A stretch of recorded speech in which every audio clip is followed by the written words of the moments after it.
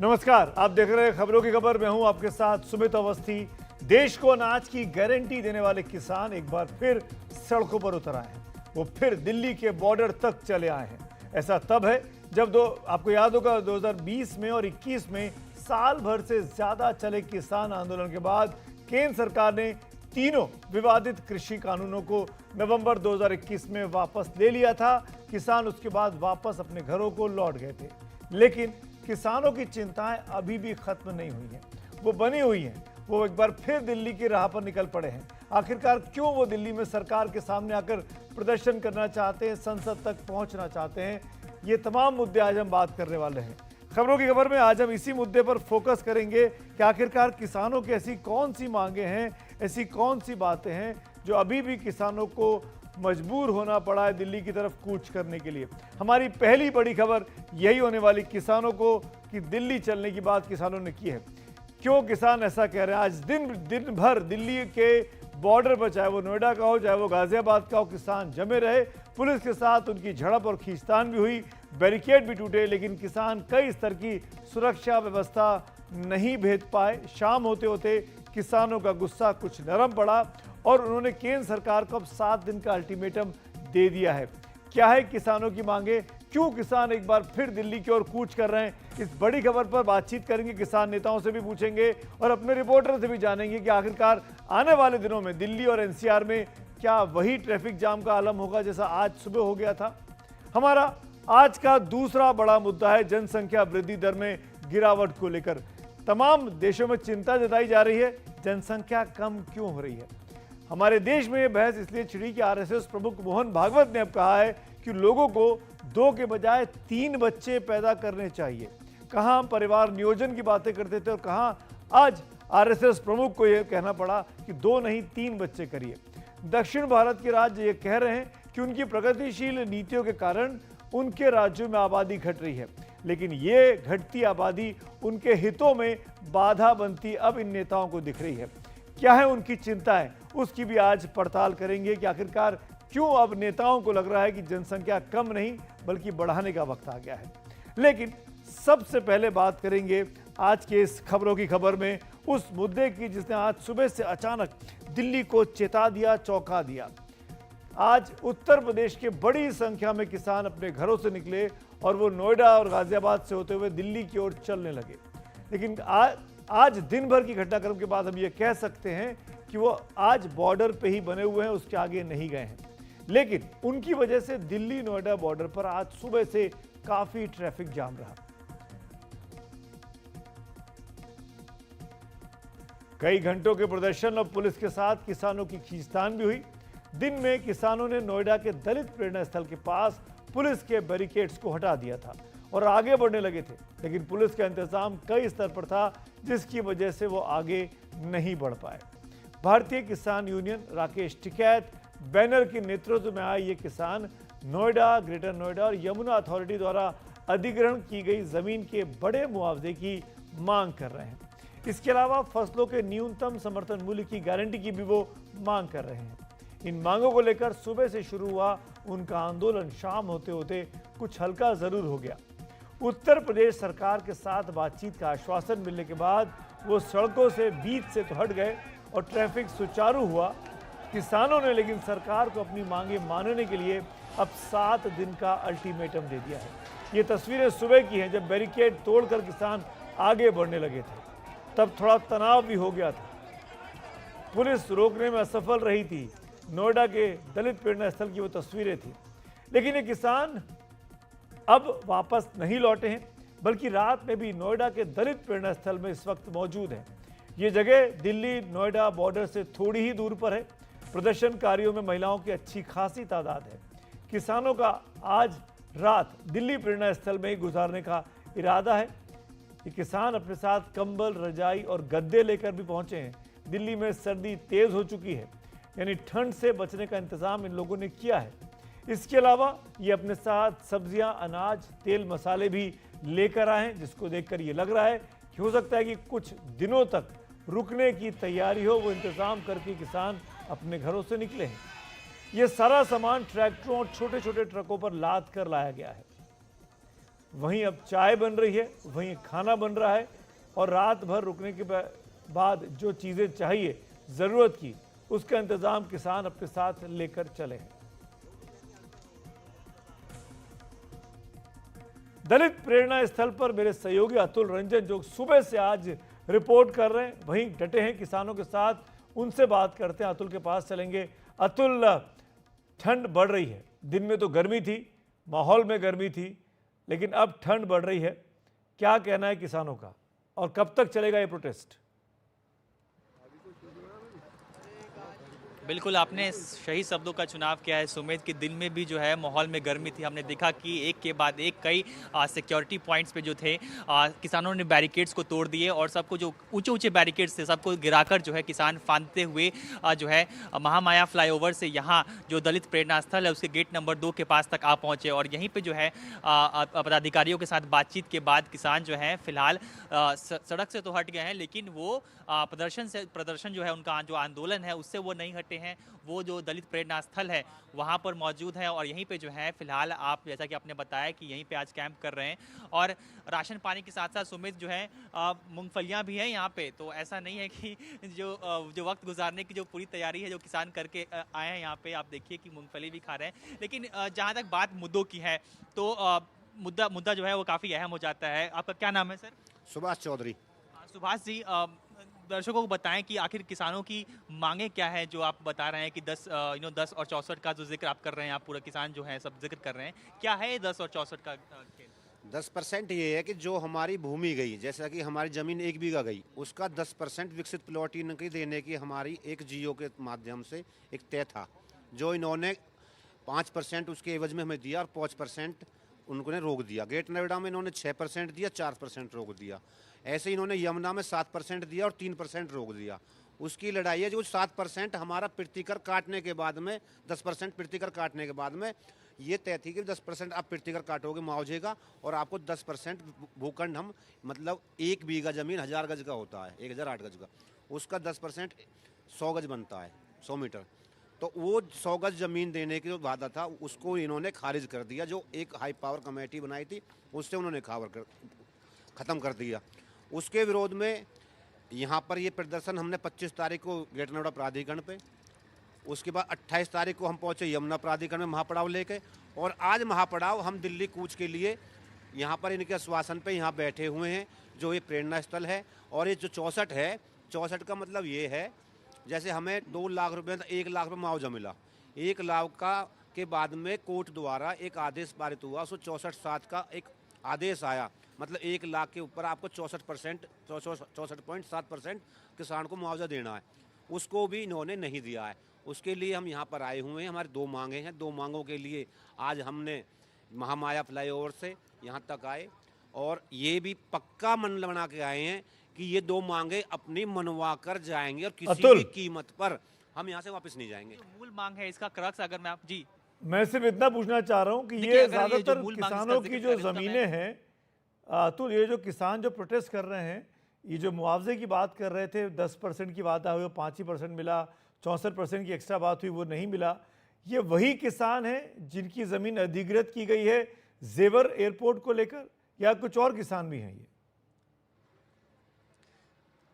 देखिए, कहा यह भी जा रहा है कि जो जेवर एयरपोर्ट पे जो किसानों को जो रकम मुआवजे की रकम दी गई है, उसके बाद जो पुराने किसान हैं जिनकी ज़मीन जो है नोएडा प्राधिकरण है या फिर यमुना प्राधिकरण हो या फिर जो ग्रेटर नोएडा प्राधिकरण है, उसके उनको जो डील मिली थी इन प्राधिकरणों की तरफ से, उसके बाद उनको लग रहा है कि उन्हें ठगा हुआ भी महसूस हो रहा है। तो बता दूँ कि जो किसानों की जो मांगे हैं, जो मूल मांग है उसका ये है, सूत्र ये है कि जो किसान जिन्होंने पुराने ज़मीन अधिग्रहण नियमों के तहत जो अपनी ज़मीनें दी थी इन प्राधिकरणों को, उसके बाद जो है जो इलाहाबाद हाई कोर्ट हो या सुप्रीम कोर्ट हो, उन लोगों ने भी जो किसानों की जो मांग है उस पर यह मुहर लगाया था कि जो किसान जो विकसित भूखंड है, जो इन प्राधिकरण के अंदर आने वाले जो विकसित भूखंड है, उनका 10% हिस्सा जो है, 10% प्लॉट जो है वो किसानों को दिया जाए। साथ ही साथ जो मुआवजा दिया गया था उसके ऊपर भी 64% मुआवजा और दिया जाए। ये मूलभूत मांग थी जिसपे, और यहीं पे जो बात है वो किसानों और प्राधिकरण में जो है ठन जाती है कि प्राधिकरण जो है वो 10% प्लॉट देने को राजी नहीं है और यहीं पे जो है किसान जो है लगातार प्रदर्शन कर रहे हैं। ठीक है, लगातार प्रदर्शन कर रहे हैं। अतुल, मैं आपके पास आऊंगा, हम किसान नेताओं से ही बात करेंगे। पवन खटाना हमारे साथ इस कार्यक्रम में जुड़ने हैं। लेकिन एक चीज़ दर्शकों को तस्वीरें आज सुबह की दिखाते हैं। आज सुबह दिल्ली कल अचानक यूपी पुलिस ने, नोएडा पुलिस ने, गाज़ियाबाद पुलिस ने ये एडवाइजरी इशू की कि आज दिल्ली जाने वाले तमाम बॉर्डर सील किए जाएंगे। किसानों का प्रोटेस्ट होना है, किसान दिल्ली जाना चाहते हैं और उनको आगे नहीं जाने दिया जाएगा। दिल्ली नोएडा बॉर्डर पर, दिल्ली गाज़ियाबाद बॉर्डर पर कई जगह पर बैरिकेड्स लगाए गए ताकि जो विरोध प्रदर्शन करते हुए किसान हैं, जो यूपी से आए हैं और दिल्ली संसद भवन तक मार्च करना चाहते हैं, उनको वहाँ ना जाने दिया जाए। तो बॉर्डर पर वही तस्वीरें याद आ गई जो 3 साल पहले की थी, जब किसान कृषि कानूनों को लेकर प्रोटेस्ट कर रहे थे। तब दिल्ली शहर को आसपास 4 या 5 जगहों पर सील करना पड़ा था। वैसी तस्वीर आज यूपी और दिल्ली बॉर्डर पर दिखाई दी। सील किया गया, लोगों को नहीं बढ़ने दिया गया, किसानों को संसद भवन तक नहीं जाने देना चाहती थी पुलिस और प्रशासन यूपी की, जिसकी वजह से आम व्यक्ति को भी बहुत तकलीफ हुई। ट्रैफिक जाम हो गया, लोग बाग चल नहीं पाए, गाड़ियां घंटों तक फंसी रहीं। 3 और 4 किलोमीटर का रास्ता तय करने में लोगों को 2-2, ढाई घंटे का वक्त लगा, क्योंकि गाड़ियां चेक करके धीमे धीमे छोड़ी जा रही थी। पवन खटाना साहब मेरे साथ हैं इस वक्त, जो कि किसान नेता हैं, प्रोटेस्ट कर रहे हैं, वहीं दलित प्रेरणा स्थल पर मौजूद हैं। पवन साहब, धन्यवाद बात करने के लिए, वक्त निकालने के लिए। इस बार अभी हम बात कर रहे थे आपके साथी सुभाष जी से, हमारे सहयोगी अतुल, उन्होंने कहा कि इस बार तो मांगे बनवाए बगैर वापस नहीं जाएंगे। तो कितने दिनों की तैयारी कर कर आए आप किसान तमाम लोग?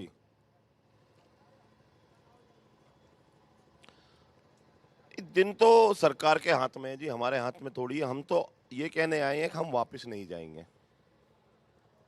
अच्छा, हम ये कहने आए हैं कि हम वापस नहीं जाएंगे। दिन तो सरकार के हाथ में है जी। कितने लोग अभी वहां रात भर रुके हैं आपके हेलो। साथ? कितने किसान हैं आपके साथ? यहाँ तो 1000-2000 लोग तो अभी रुके हुए हैं और सुबह आ जाएंगे। कुछ आते हैं, चले जाते हैं। अच्छा, लेकिन तमाम संगठनों के नेतृत्वकर्ता यहीं पर हैं। जी। पर पवन भाई, ये बात हुई आज दिन में, खबर आई कि 7 दिन का आपने टाइम दे दिया है। तो ये टाइम किसको दिया है? यूपी सरकार को, केंद्र सरकार को, किसको? हमने टाइम दिया है अधिकारियों को। अच्छा, हमने अधिकारियों से कहा है कि आपके पास फिर एक समय है, आप सरकार तक हमारी बात पहुंचाएं। हम 10% लिए बगैर 2013 के भूमि अधिग्रहण को लागू कराए बगैर वापस नहीं जाएंगे। उन्होंने कहा है कि हम सरकार से, अधिकारियों से वार्ता करते हैं, लेकिन आम जनता परेशान हो रही थी, तो हमने उनको ये समय देते हुए कहा हमको फिर आपको थोड़ा सा समय दे रहे हैं, हम इतनी देर के लिए दलित प्रेरणा स्थल में बैठ जाते हैं। हम वापस तो जाएंगे नहीं, पीछे नहीं हटेंगे, आगे बढ़ेंगे। अब वो उनके ऊपर है कि वो कितने दिन में हमारा ये काम करा देते हैं। अच्छा।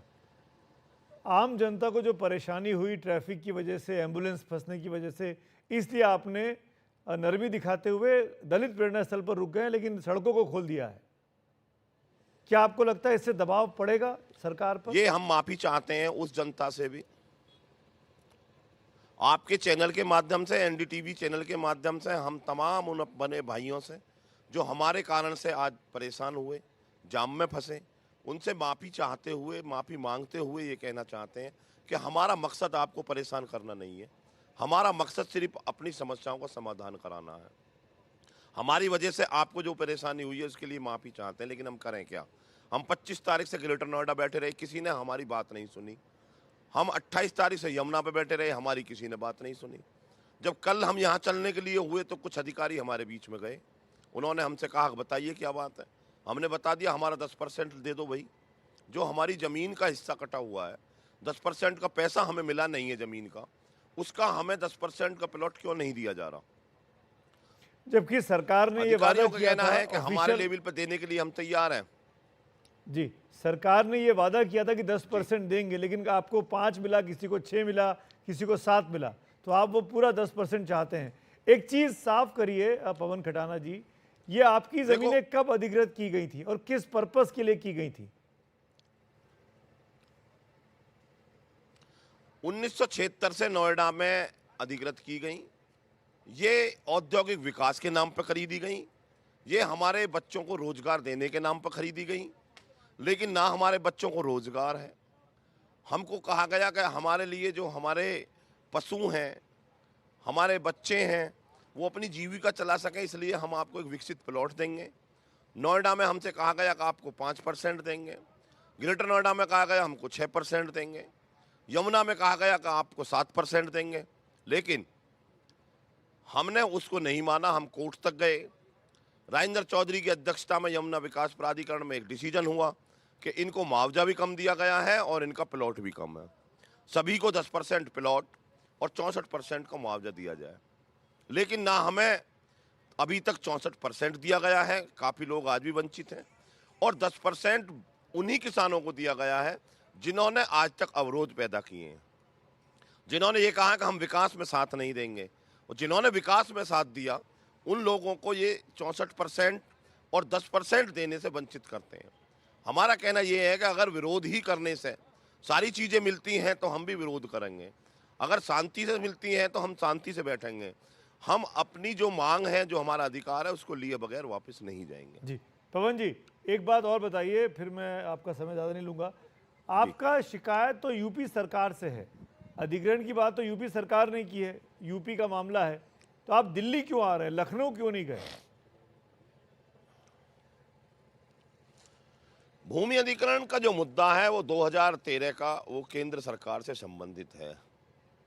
2013 जो भूमि अधिग्रहण कानून बना वो गौतम बुद्ध नगर की सरजमी से बना, लेकिन उसको गौतम बुद्ध नगर में ही लागू नहीं किया जा रहा। हम केंद्र सरकार से ये कहना चाहते हैं कि जब आपने ये कानून बना दिया तो आपकी सरकार इसको लागू क्यों नहीं करना चाहती? डबल इंजन की सरकार बताते हैं ना वो कि हमारी डबल इंजन की सरकार है, लेकिन डबल इंजन की सरकार क्या डबल तरीका से किसान को लूटेगी?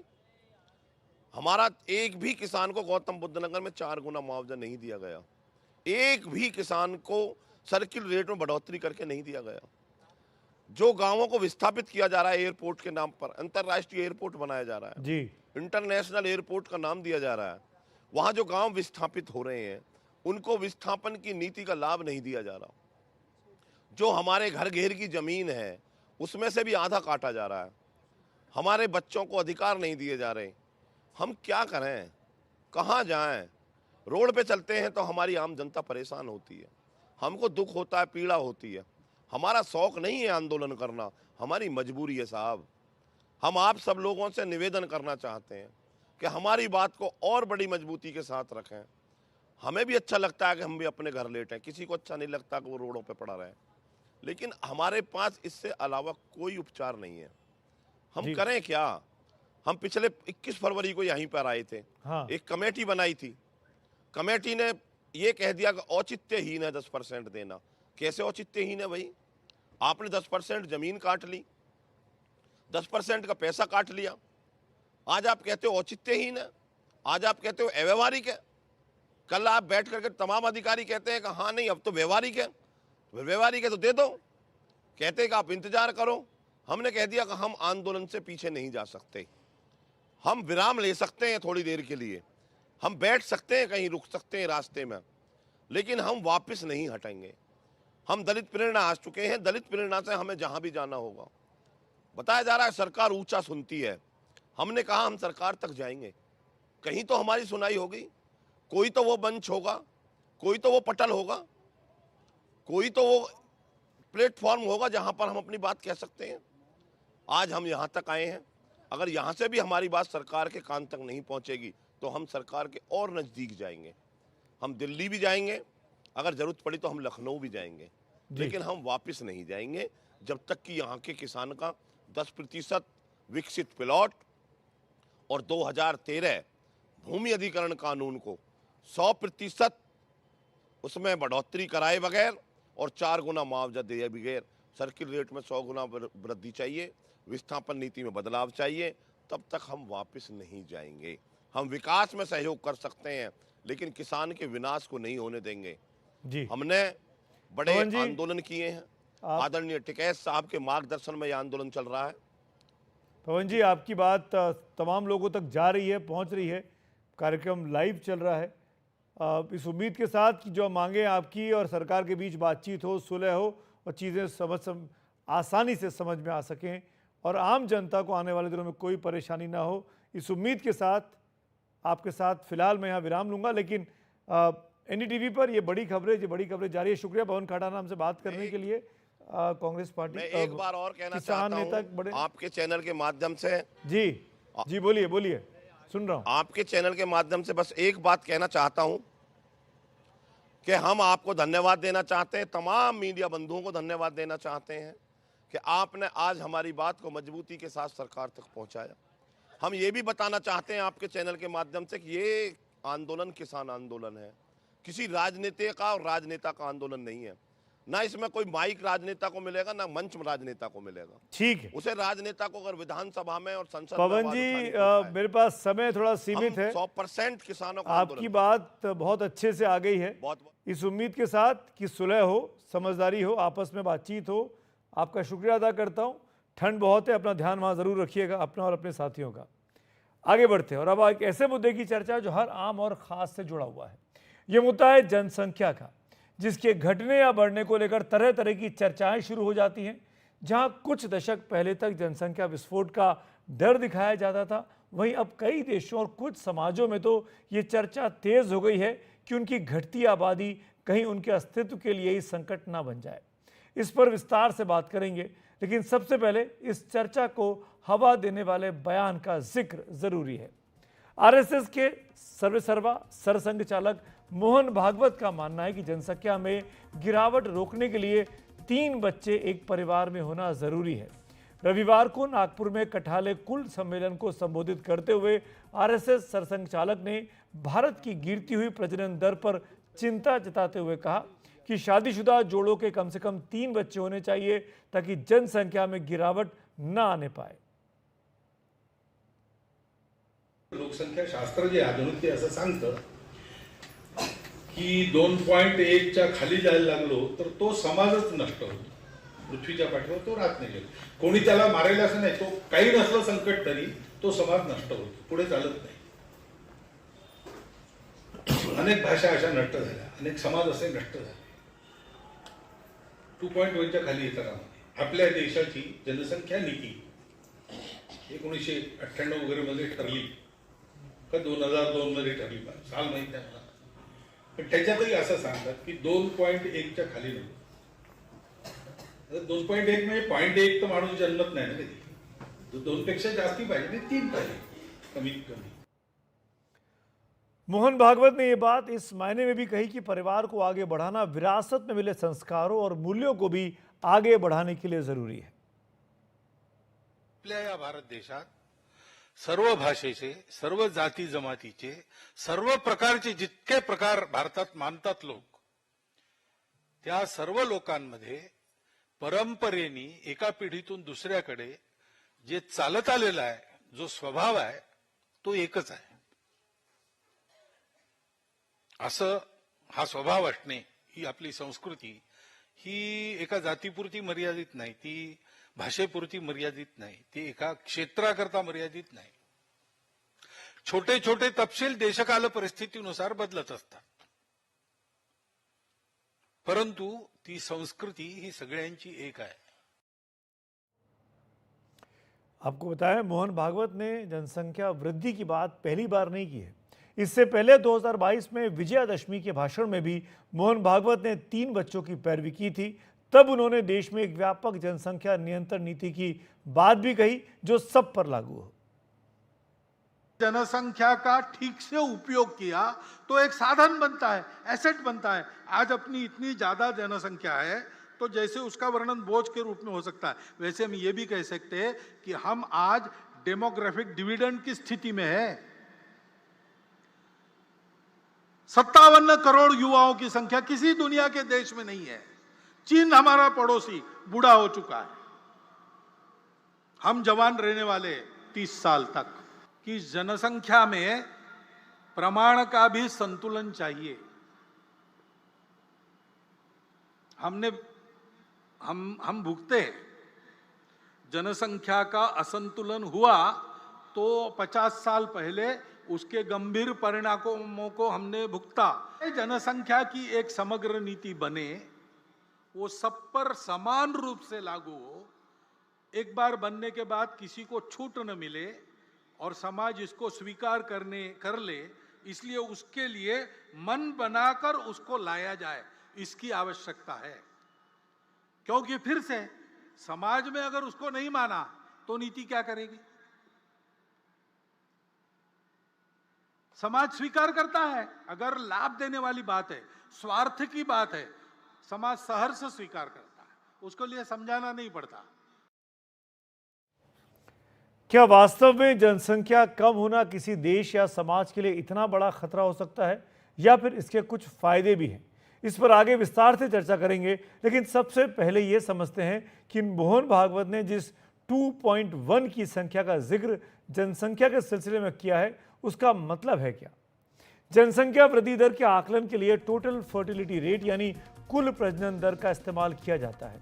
इसका मतलब है कि 15 से 49 साल के बीच की एक महिला औसतन कितने बच्चों को जन्म देती है।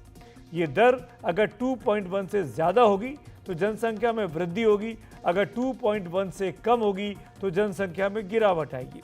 लेकिन अगर जनसंख्या वृद्धि दर 2.1 ही होगी तो जनसंख्या लगभग स्थिर रहेगी। इसे रिप्लेसमेंट लेवल फर्टिलिटी दर माना जाता है, यानी प्रतिस्थापन स्तर प्रजनन दर। इसका मतलब यह है कि इस दर से अगर जनसंख्या बढ़ती है तो वो ना बढ़ेगी और ना ही घटेगी। 2 बच्चे होने का मतलब यह है कि वो उन्हें पैदा करने वाले दंपत्ति की जगह लेंगे, क्योंकि सभी नवजात बच्चे बचते नहीं हैं, उनकी जान भी चली जाती है।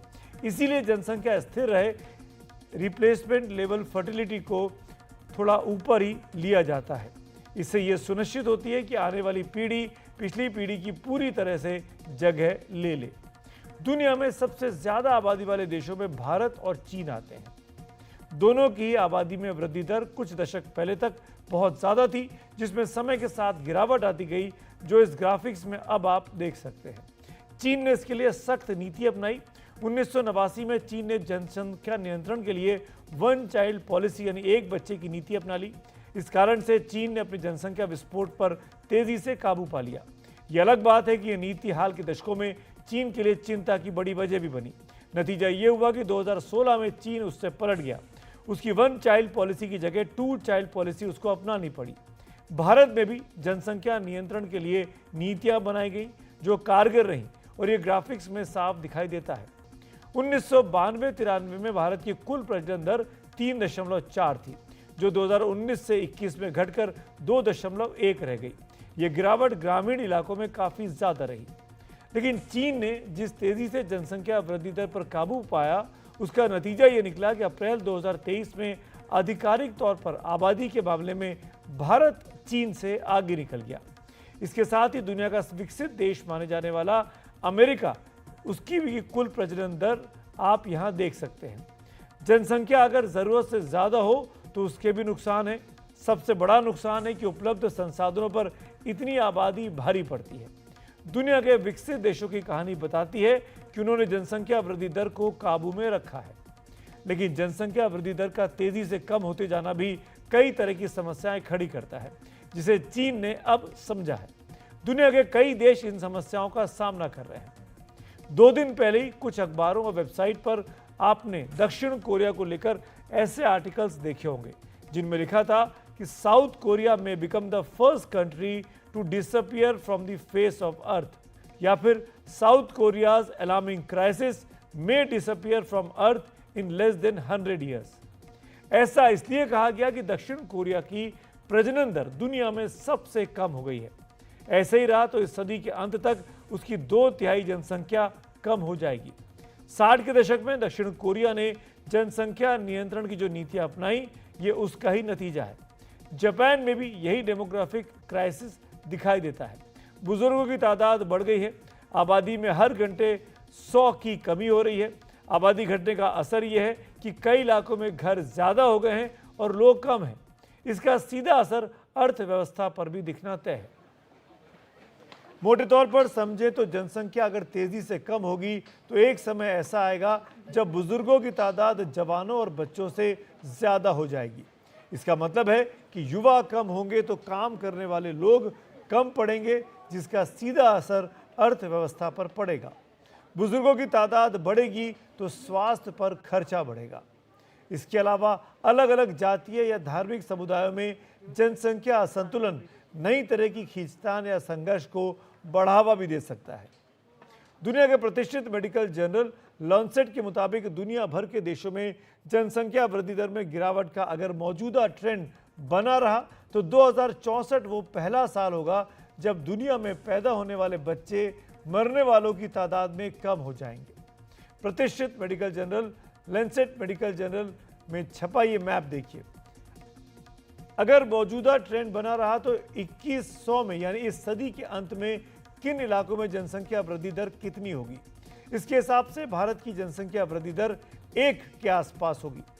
जहां रंग भूरा या गहरा भूरा हो रहा है वहां जनसंख्या वृद्धि दर उतनी ही ज्यादा होगी। इन देशों में अफ्रीका या मध्य एशिया के कई देश शामिल हैं। बाकी दुनिया में जनसंख्या वृद्धि दर काफी कम रहेगी। 2050 तक दुनिया के 204 में से 155 देश ऐसे होंगे जहां प्रजनन दर इतनी गिर जाएगी कि उनकी जनसंख्या घटने लगेगी।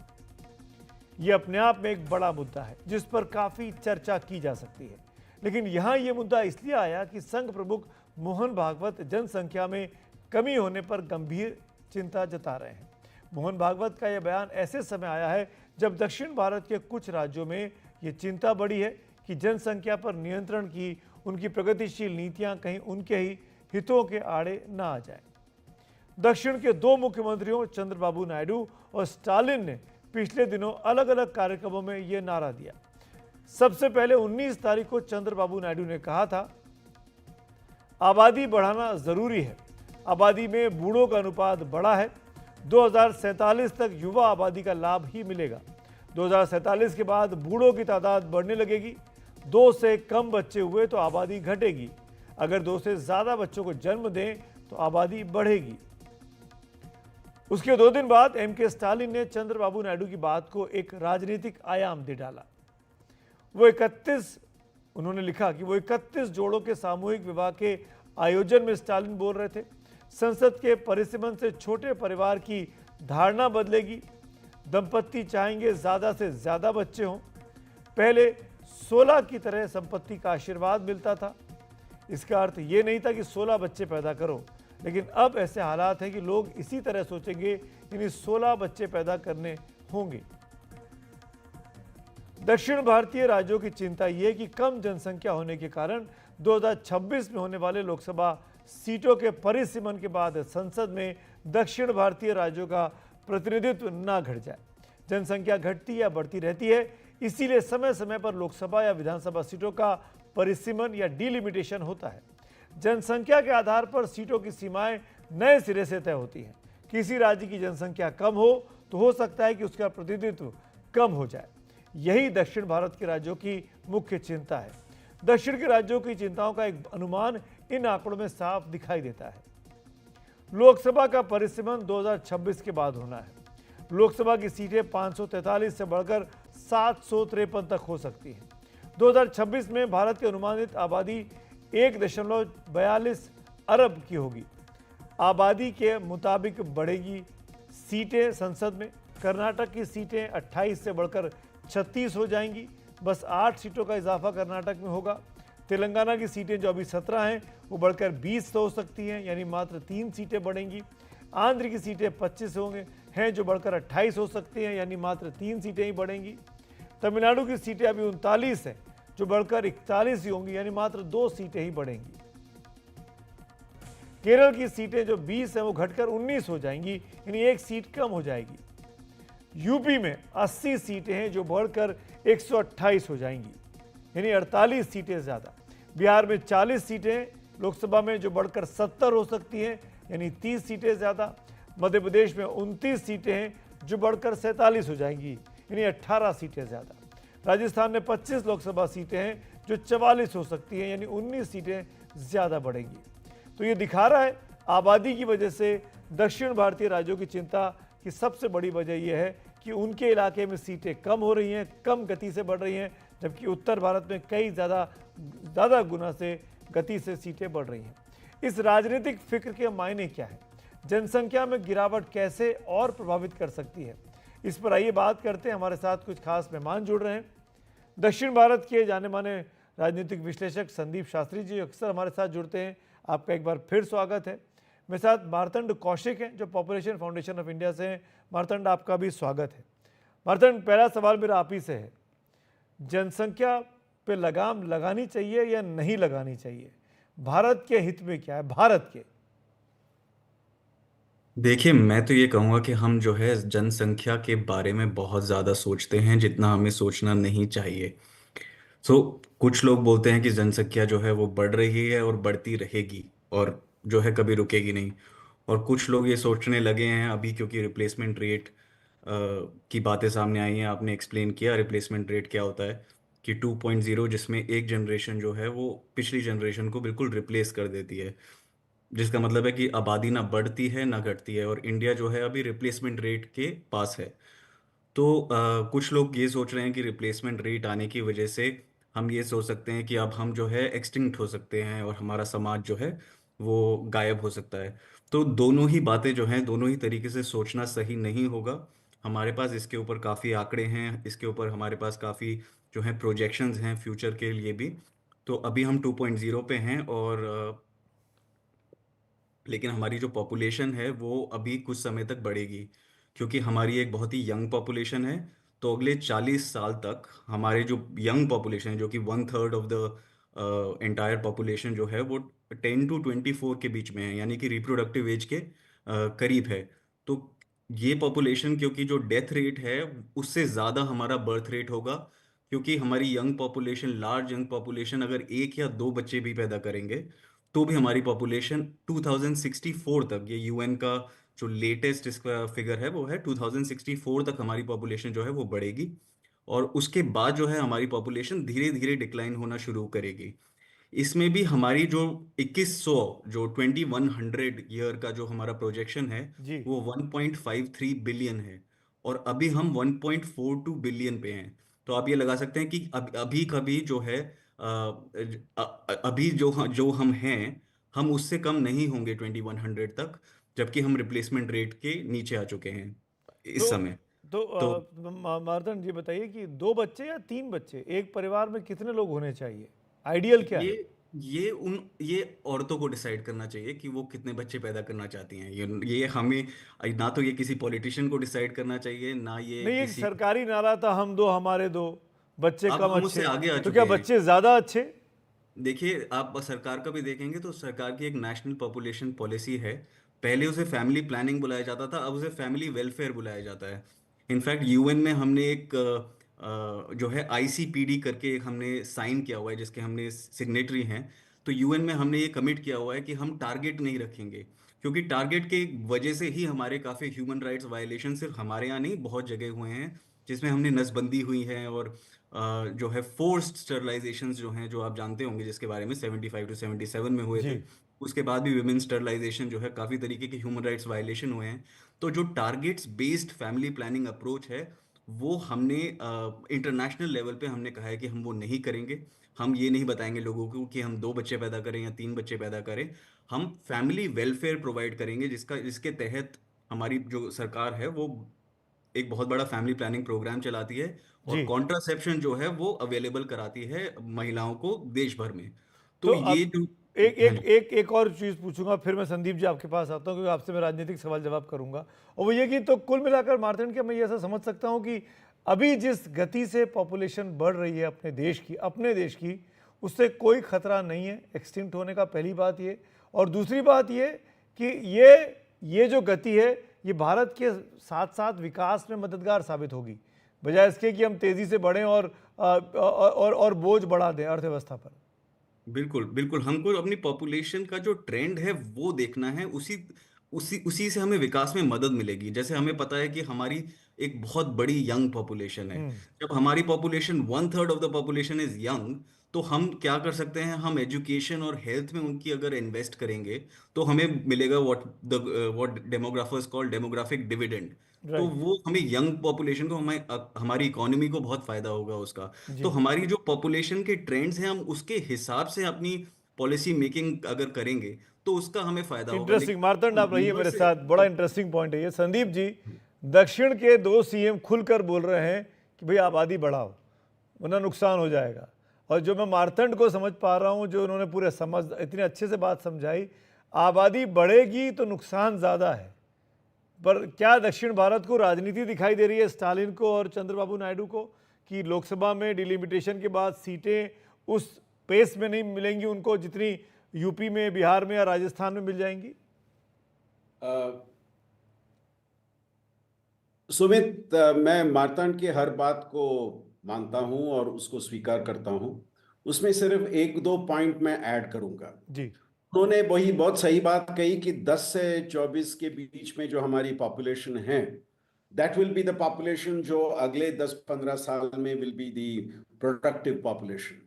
वो बात बिल्कुल सही है, पर 1980s के बाद आप देखेंगे तो ये पॉपुलेशन का इंक्रीज कई राज्यों में ज्यादा हुआ है, कई राज्यों में कम हुआ है।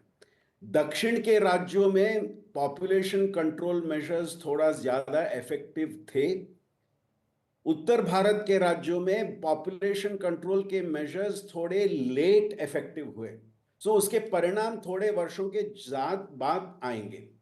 इसका रिजल्ट क्या है? अगर आपने जो डाटा दिखाया वो आपने दिखाया कि अगर लोकसभा के स्थान 543 से 750 प्लस गए जी, तो वहां पे सभी का इंक्रीज दिख रहा था। पर मैं आपको और एक कैलकुलेशन दूंगा। अगर लोकसभा के सीट्स 543 ही रहे और हमने कुछ ज्यादा नहीं किया सीट्स को, और सीटों को हमने रीडिस्ट्रीब्यूट किया पॉपुलेशन के आधार पर, फिर क्या होगा? फिर दक्षिण भारत से 25 सीट सीधा उत्तर भारत को चले जाएंगे। अगर आपने आज के पॉपुलेशन स्टैटिस्टिक्स पे 543 सीट्स का रीडिस्ट्रीब्यूशन किया तो तमिलनाडु, केरला, आंध्र प्रदेश ज्यादा सीट लूज करेंगे, कर्नाटका, तेलंगाना, ओडिशा और नॉर्थ ईस्ट के सीट्स थोड़ा कम सीट्स लूज करेंगे। पर ये सभी राज्य सीट्स लूज करेंगे अगर 543 रहे, और इसका बेनिफिट जाएगा उत्तर प्रदेश, बिहार, राजस्थान और मध्य प्रदेश। तो लिटरेसी और एजुकेशन और विजडम का नुकसान साउथ इंडिया को झेलना पड़ेगा नॉर्थ के कंपैरिजन में। इसीलिए साउथ इंडियन लीडर्स चाहते हैं कि भाई हमारे साथ नाइंसाफी ना हो, डिलिमिटेशन में हमारा हक जो था। जी, और एक छोटी बात कहूंगा मैं जी, पिछली बार जब डिलिमिटेशन की गई, उन्होंने ये बात कही कि पॉपुलेशन को हम ध्यान में रखेंगे, लेकिन हर एक राज्य का जितना लोकसभा स्थान है वो कंटिन्यू रहेगा। सो कर्नाटका का 28 स्थान कंटिन्यू रहा, उत्तर प्रदेश का 90 स्थान कंटिन्यू रहा, लेकिन राज्य के अंदर बाउंड्रीज चेंज किए गए। सो उत्तर प्रदेश में एक मेंबर ऑफ पार्लियामेंट ज्यादा लोगों को रिप्रेजेंट करता है, और केरल जैसे राज्य में एक लोकसभा एमपी कम लोगों को रिप्रेजेंट करता है। राइट। केरला, कर्नाटका, तमिलनाडु के स्थानों को कम नहीं किया गया, लेकिन redistribution with in the states constituencies का हुआ। सो मुझे लगता है कि आगे भी अगर कुछ ऐसे हो डिलिमिटेशन, तो शायद स्टेट का नंबर्स फ्रीज करना पड़ेगा, स्टेट का परसेंटेज फ्रीज करना पड़ेगा अगर सभी राज्यों को जस्टिस मिलना हो तो। जी, संदीप जी और मार्तंड, शुक्रिया, धन्यवाद इस इंटेलिजेंट डिस्कशन के लिए। और संसद जब नई बनी और नया भवन बना तो संसद में बैठने वाले एमपीज़ की संख्या जो थी नए लोकसभा में और राज्यसभा में वो ज़्यादा बड़ी थी। पहले 543 थे और कहा गया कि इसमें 800 लोगों तक बैठ सकते हैं। और तभी से ये मन में आ गया कि शायद डिलिमिटेशन के बाद सांसदों की संख्या बढ़ेगी, और जब सांसदों की संख्या बढ़ेगी तो उसके बाद जो फॉर्मूला लगाया जाएगा उसमें दक्षिण भारत का नुकसान हो जाएगा, उत्तर भारत का फायदा हो जाएगा। इसी वजह से दक्षिण के 2 मुख्यमंत्री खुलकर कह रहे हैं कि हमको अपने इलाके में, अपने सूबों में जनसंख्या बढ़ानी है, जिसका कि एक्सपर्ट का कहना है कि इसकी बढ़ाने की ज़रूरत फिलहाल नहीं है। भारत की अभी जो जनसंख्या चल रही है, जो दर चल रही है, वो बिल्कुल ठीक है भारत के विकास के हिसाब से। एक छोटा सा ब्रेक यहाँ ले रहे हैं, लेकिन ब्रेक के बाद खबरें और भी हैं, बने रहिए, तुरंत लौट के आते हैं।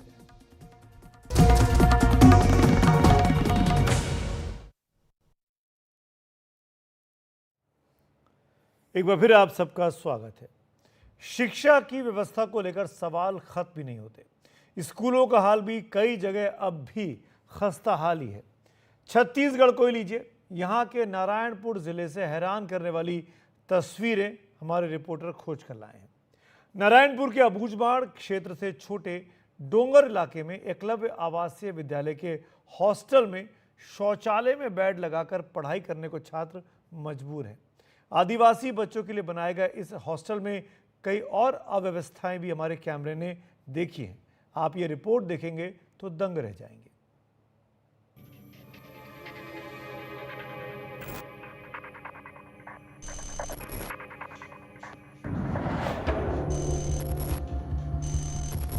शौचालय में खटिया और मेज। ये तस्वीरें छत्तीसगढ़ के नारायणपुर के छोटे डोंगर में चलने वाले एकलव्य आदर्श आवासीय विद्यालय के हॉस्टल की है। बच्चे यहीं पढ़ते और सोते हैं।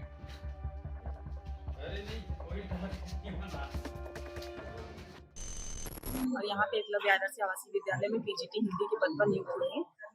यहाँ पर सर जब से हम लोग आए हैं बच्चों को रहने के लिए कमरे नहीं है और शौचालय जो है भर चुका है, उसको कितनी बार कहा गया है लेकिन अभी तक वो सही नहीं हो रहा। इसके कारण जो है हमारी बच्चियाँ बाहर नहा रही हैं, कैंपस से बाहर नहा रही हैं और कभी कभी पानी नहीं होता है तो बच्चियाँ बाहर तक जाती हैं पानी लाने के लिए और ठंड पड़ रही है, उनको अभी तक ब्लैंकेट नहीं मिला है और बेडशीट नहीं मिला है। यही सारी समस्या है हमारे स्कूल में। सर अधीक्षिका द्वारा बताया गया है कि उन्होंने एसी ऑफिस में जमा किया है, एप्लीकेशन दिया है, लेकिन अभी तक सब कुछ मिला नहीं। हमारे शौचालय की जो भी शौचालय में जो शौचालय की टाइल्स हैं वो फूट गए हैं और दरवाजों की व्यवस्था थोड़ी ठीक नहीं चल रही है और हॉस्टल में पानी मतलब बाथरूम तक चढ़ाने की व्यवस्था थोड़ी सी बिगड़ी हुई है जिससे गर्ल्स को परेशानी होती है और वो सुबह दरवाजा मतलब गेट मेन डोर खोल के समय के बाद 5-6 बजे और तो पानी लेके आते हैं। चद्दर कम्बल गद्दा मिला नहीं मिला है। आदिवासी बच्चों को एकलव्य बनाने शासन की इस व्यवस्था की हकीकत बयां करती तस्वीरें सामने आने के बाद अब सरकार गंभीरता दिखाने की बात कर रही है, लेकिन विपक्ष दल इसको लेकर हमलावर है। छात्रावास का जहां शौचालय के अंदर बेड लगाकर पढ़ाई करने के लिए मजबूर है, शासकीय छात्रावास एकलव्य का की तस्वीर वायरल हो रही है। वहां के आपने उस पर आरोप भी लगाया आम आदमी पार्टी ने इसको। देखिए, हमारी सरकार पूरी गंभीरता से इस विषय को लेती है और आपने जो बात कही है हमारे संज्ञान में है, उस पर निश्चित रूप से हम विचार कर रहे हैं। अबूझमाड़ का एकलव्य विद्यालय है जो बालिका और बालक दोनों एक ही जगह संचालित हो रहे हैं, जो छोटे डोंगर में संचालित। वहाँ के बच्चे हमें सूचना दिए कि हमारे जो छात्रावास में हैं असुविधाएं और बहुत सारी दिक्कतें हैं जिन्हें आप आके निरीक्षण करें। तो आम आदमी पार्टी की टीम ने छोटे डोंगर जाकर आश्रम में निरीक्षण किया तो पाया कि हमारे जो 11वीं क्लास के बच्चे हैं वो शौचालय में पढ़ने के लिए मजबूर हैं। वो शौचालय में रह के अपनी जो पूरे सत्र बिताने के लिए मजबूर हैं। आम आदमी पार्टी को ये भी पता चला कि जो बालिका छात्रावास है वहाँ पर जो बच्चियाँ स्नान करते हैं बाहर में और जो गारमेंट सुखाते हैं, ये बहुत गंभीर मामला है और ये निंदनीय है। आम आदमी पार्टी इसकी कड़ी निंदा करती है। जो प्रचार इस टाइप की हरकत किया है उसके ऊपर तुरंत FIR दर्ज होना चाहिए और उच्च स्तरीय जांच होना चाहिए। आदिवासी बच्चों को एकलव्य बनाने का सपना आदर्श विद्यालय के हॉस्टल के शौचालय में बेड लगाकर पूरा किया जा रहा है। प्रशासन की अनदेखी की ठंड में बच्चे कांप रहे हैं। सुशासित छत्तीसगढ़ के वरिष्ठ मंत्री के गृह जिले की ये तस्वीरें बेपरवाह अफसरशाही की हकीकत बयां कर रही हैं। रायपुर से कैमरा साथी प्रवीण साहू के साथ नीलेश त्रिपाठी, NDTV। हम चांद पर और सूरज पर जाने की बातें कर रहे हैं और बच्चे कहां पढ़ने को मजबूर हैं, ये तस्वीर वो साफ करती है। तो आज खबरों की खबर में इतना ही। शुभ रात्रि।